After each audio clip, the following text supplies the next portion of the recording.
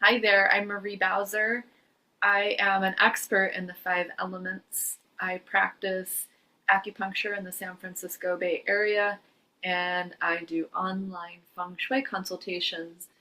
I wanted to share a little bit of insight about the spirit of the metal element. Right now, as I'm recording this, we are in autumn. I'm recording this in early October. And when I think classically of the metal element, one of the themes of it is that of spirituality. Now, very traditionally, we can think of metal element as being concerned about religion. And it also is strongly linked to the concept of heaven, whatever that means to you. Now, this can apply to everybody regardless of their belief in a higher power. So, for atheists, this metal element quality, I, I would chalk it up to the looking at the night sky and seeing the stars and pondering the awe of our smallness in the context of the universe or universes. Right? There's a way that we can feel inspired, which is a very metal element concept, um, into a sense of awe about this.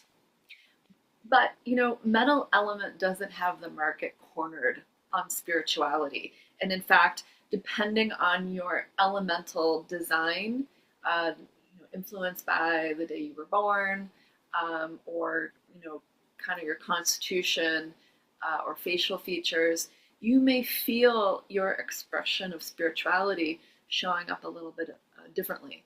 So I thought I would share how the concept of spirituality shows up within different elements.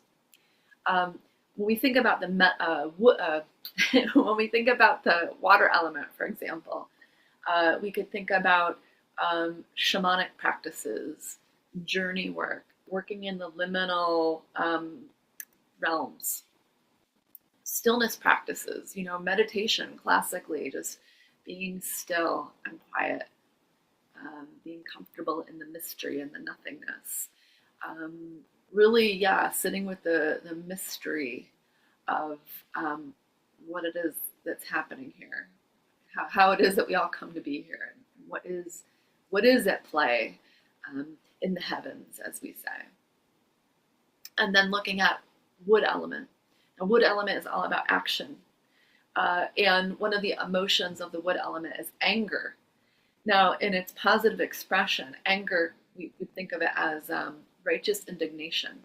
And so when spirituality fuels righteous indignation through civil disobedience or some kind of action, that is a very wood element spirituality. And like its most extreme or like archetypal form of that would be the work of Martin Luther King Jr. or Mahatma Gandhi.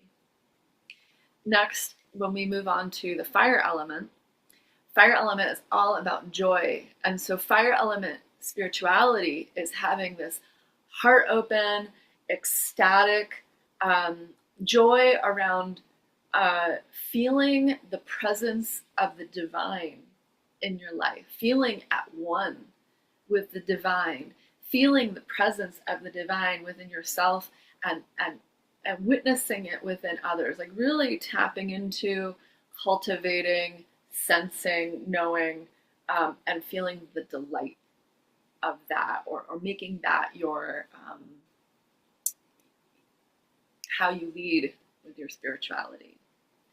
And then finally, moving on to the earth element. Earth element is very empathetic, sympathetic. It's very concerned with caring for others. So this is like mission driven spirituality, feeding people, housing people.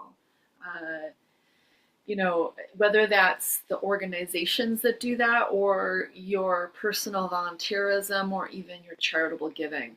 It's the feeling motivated by caring for others. This is a very earth element expression of spirituality.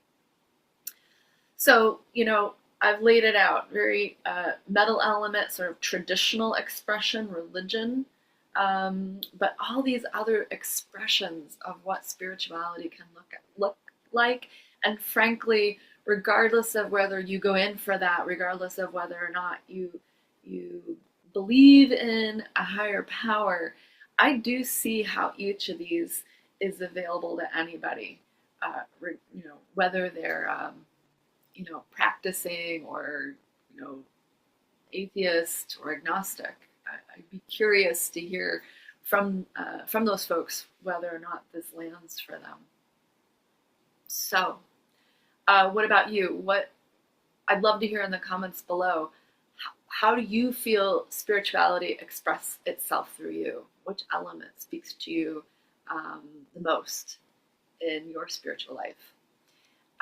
And if you liked this video, give me a like. If you want, you could follow my channel for more content just like this. Thanks so much for watching.